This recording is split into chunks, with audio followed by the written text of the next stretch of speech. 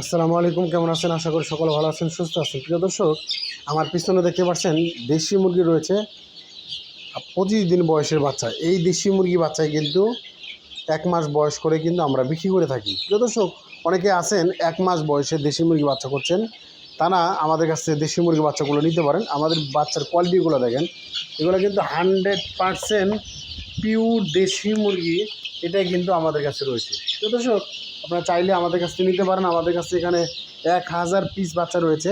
এখন বর্তমানে সকালবেলা খাবার দিছি, দেখেন একটু গুলে খাবার দিছি, সেই কারণে কিন্তু খাবারগুলো খাচ্ছে ভালো।